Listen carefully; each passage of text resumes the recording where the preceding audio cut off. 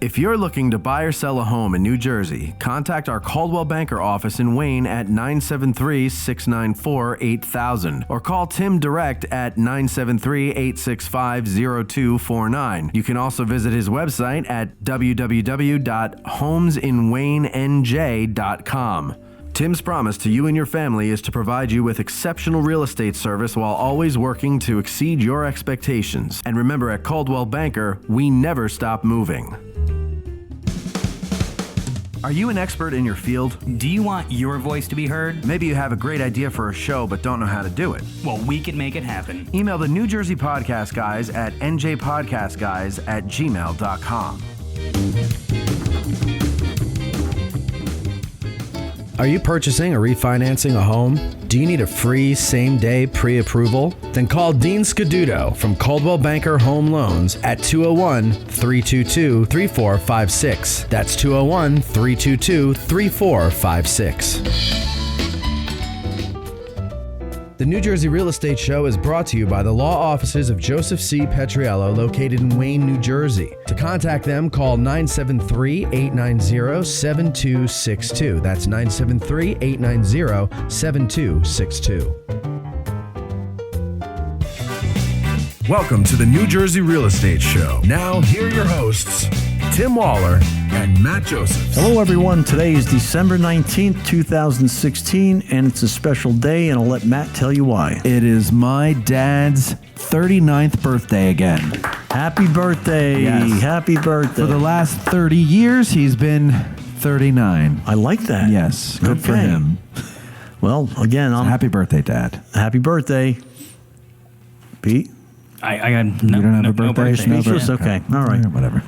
In any event, I'm Tim Waller, your host for the New Jersey Real Estate Show, along with my co-host today, Matt Josephs, Hi. and Peter Cornell. Hello, Tim. Which one of you today will be the voice of reason?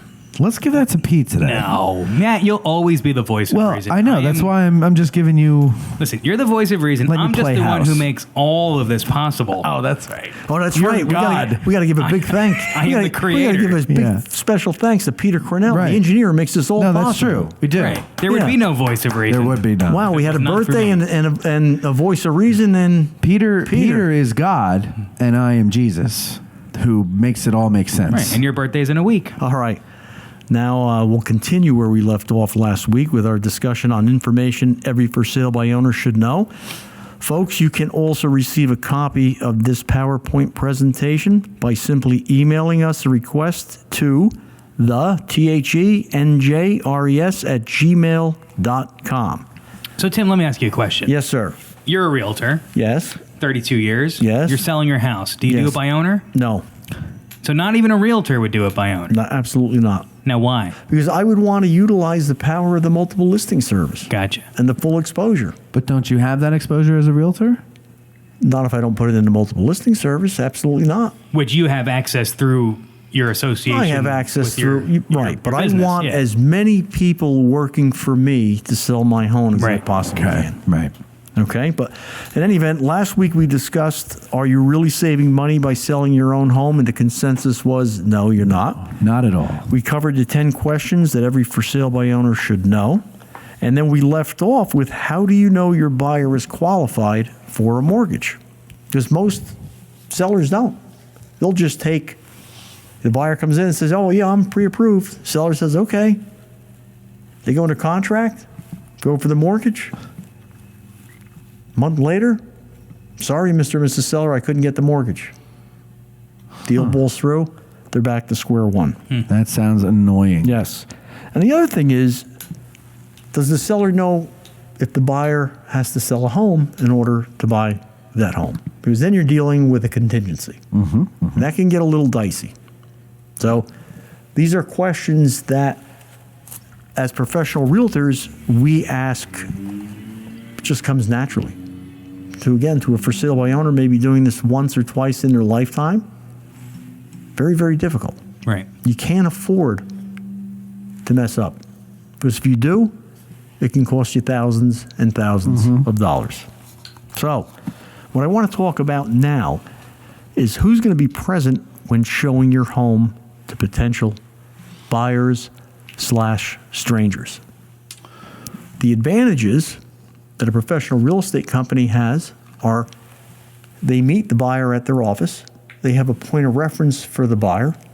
They've gotten the buyer pre-approved, so they know they're a bona fide buyer. So let's say, Matt, you're selling your house. Okay. I call you up, and I say, hey, Matt, this is Hi, Peter. Tim. How you doing? I see you're trying to sell your house for sale. I am. Would I be able to come over this morning? I'm out, actually. You're out? Yeah. When are you coming back?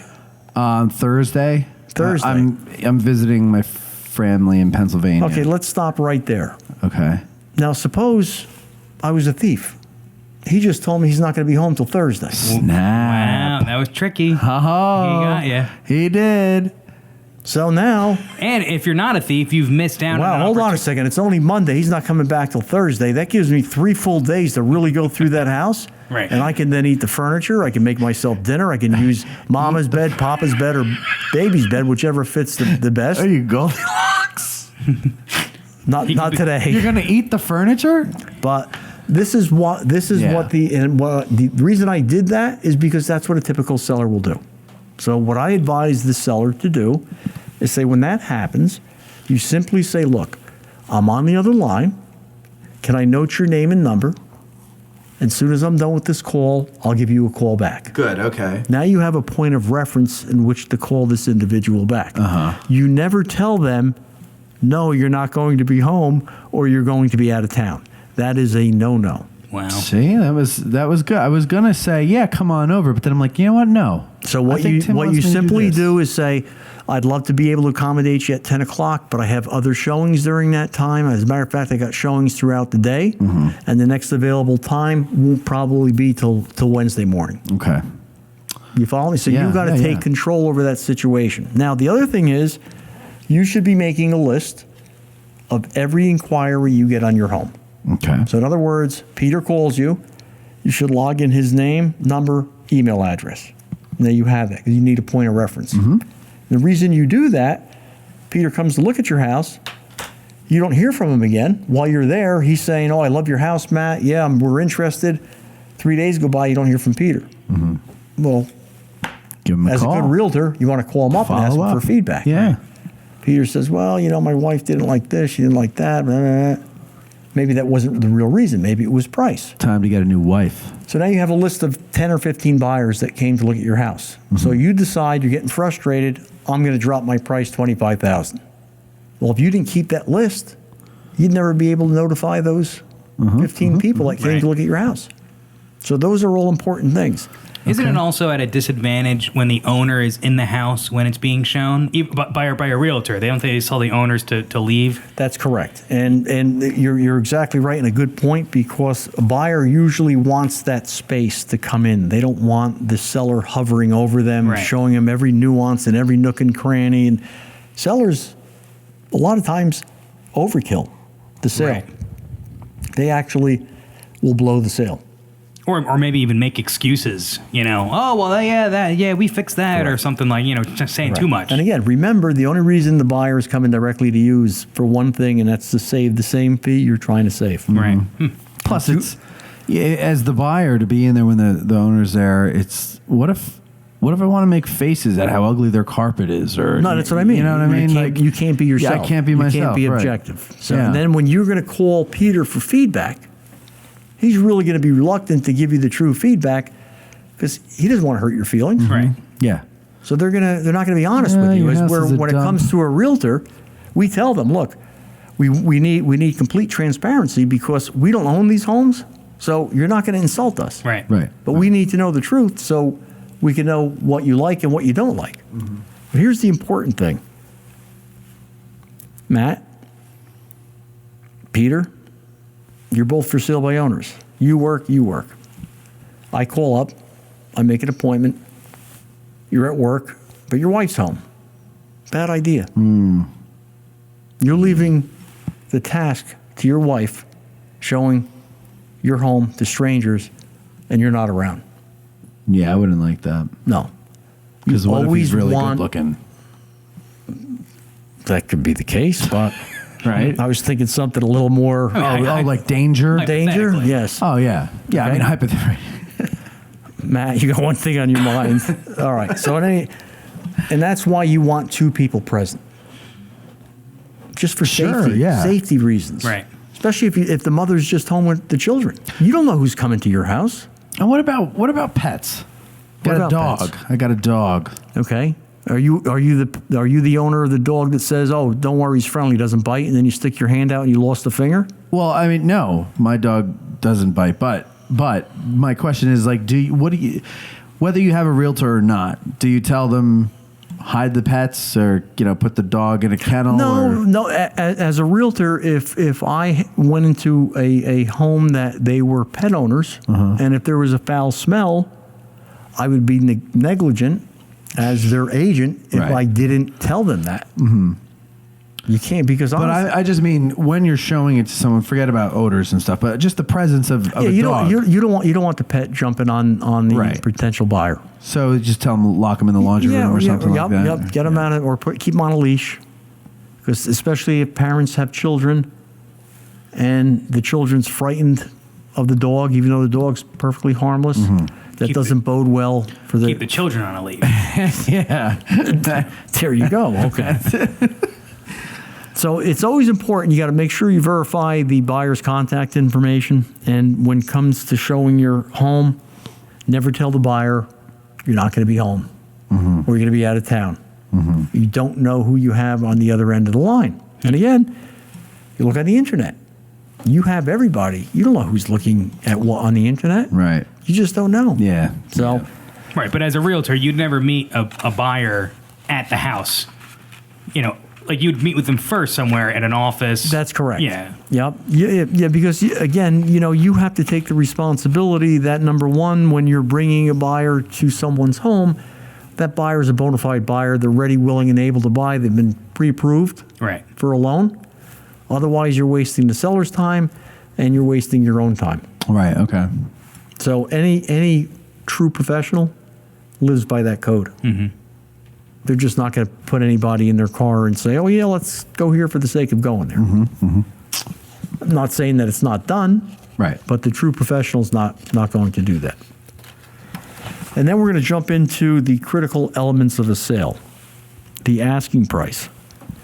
That depends upon market conditions. It's the starting point from which to negotiate the actual price of a home. The actual market value is determined by what a buyer who's not forced to buy is willing to buy from a seller who's not forced to sell. That's market value. Okay. So we say, however, that market value has to be validated by who?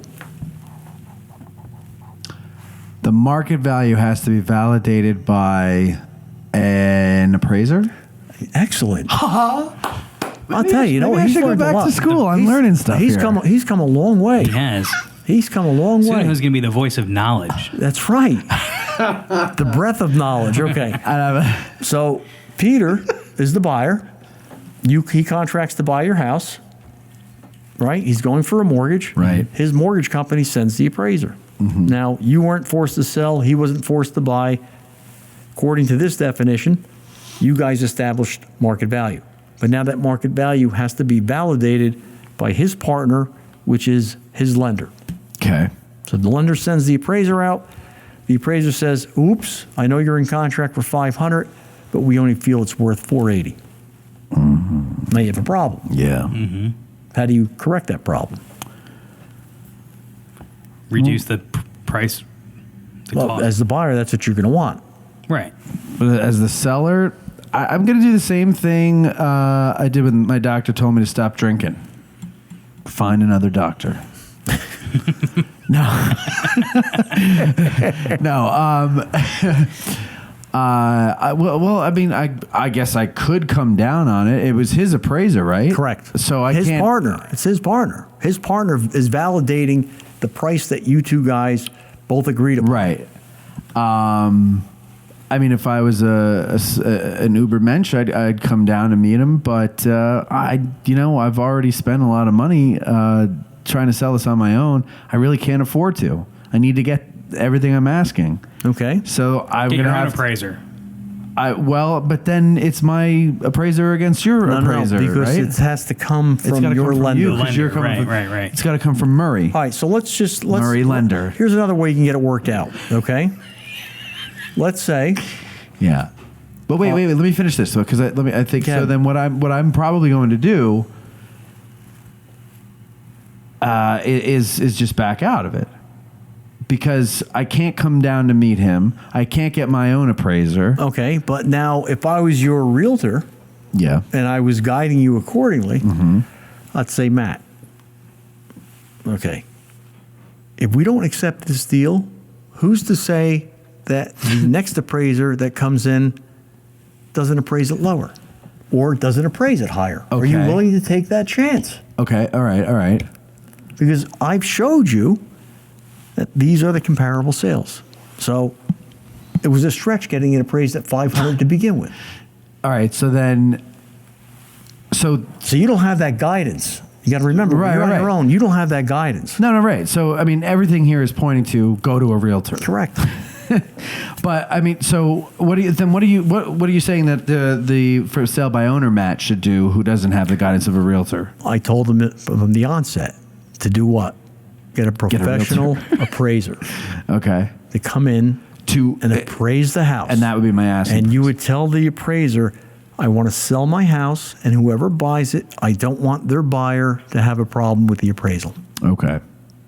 But that could change though in time, right? They can. The price. But market conditions usually will sway, usually takes 6 months. Oh, okay. So within So that 2 appraisal months or should be so. good for 6 months. Okay. Yep. All right. And if you go a little aggressive, a little below that appraised value, then the consumer is going to see more value. Thus, you may get multiple offers. Okay. So you'll always get to where you want to be quicker by being more aggressive instead of trying to shoot too high. Mm-hmm. And that's what a lot of people sometimes don't get, unfortunately.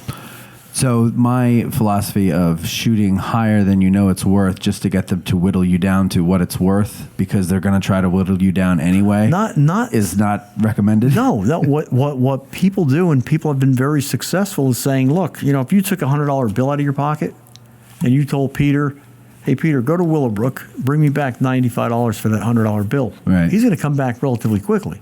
Chances are he's going to come back with $99, maybe $99.50. Conversely, if you sent him out with that same $100 bill, but tell him don't come back until he gets $120 for it, you may never see him again. Mm-hmm. So you're always better off being more aggressive on the price, because that may constitute you getting multiple offers. They're going to raise the level to its market value, but a lot sooner than if you try the other way. Yeah. So the bottom line is get a realtor. Get a realtor. Yeah. And again, Even if you're a former realtor. I will tell you that it actually will cost you more money. And if you use that method of it's going to cost you 1% to market your home, no two people save the same exact fee. So if you negotiate and you split it down the middle, that's 3. So now you're up to 4%. And statistics show that a realtor will get you 3% more than you can get on your own. So you charge yourself 7% when a full service real estate company is only going to charge you 6. So let me ask you, if let's say I owned a house and Matt wants to buy it. Like I'm moving and I know Matt wants to buy it. I know Matt. Mm-hmm. Like still get a realtor. No, but what or it could be like a family thing where maybe like me and my sister inherited a house, Okay. and I'm gonna buy her half out or something like that. That's a little different scenario, because then you can get your attorney involved and just do it that way. And do it that way. Because you're not Okay. marketing the house. You're That's not trying. correct. Okay. Right. All right, then don't get a realtor In that case. in that case. Yeah, I mean, why are you going to pay in that particular? And I'm being honest with you. I'm being Yeah, candid with yeah. you. Why would you pay in that case when you're conveying title to a family member or a close friend who already wants it, and you guys both agreed upon the price? Yes, and both have all attorneys. you need is a lawyer. Correct. So, all right. So now, even though we're saying get a realtor, don't do for sale by owner, people are still going to want to do for sale by owner. Absolutely. And the beauty of And that's okay. That's fine. They got Right. they got to give it that old high school try. Absolutely. Right. is it the college try? The college try. But the beauty of our show here, Tim, is that we like to help. So people can send us an email. That's correct. And you have mapped out for them, if they're going to, for sale by owner themselves. Yes, they will get the complete PowerPoint presentation of information every for sale by owner should know. Yeah. And that's... And this does not necessarily pertain to the state of New Jersey and all of its laws. It's pretty much general. Pretty much, yeah. You can go on a national. I mean, some states work things a little differently, but the concept. But it's a place to start, right? Selling and it on your own in your own state and hiring a professional. They manage the whole process. Yeah. Any good professional realtor is going to manage and market and cause your home to sell for its highest and best price. Okay. Period. Good. So, well, guys. What's the email? The email is thenjres@gmail.com. That's thenjres@gmail.com, and we'll send you a copy right out. So, it looks like we've reached the end of another great episode. Peter and Matt, you've been very gracious. You have been gracious, Tim, to allow us to talk with you on our show. Absolutely. No, it was. Look, I always like to talk about for sale by owners because they'll always be around. They'll always be out there. They're always a challenge. It's interesting, and I've been ever since you mentioned it last month when we were going to do it. I was excited because I've always wondered how that works. Now, next week I'm going to do something a little different. Peter and Matt, I'm not going to tell you who our guest is. I'm going to keep you both in suspense. Oh man. Yep. And as always, we thank you for listening, and I'll leave you with this quote. Stay the course and never give up, because once you quit, quitting gets easier. Stay safe, my friends, and have a wonderful and God bless Christmas and Hanukkah.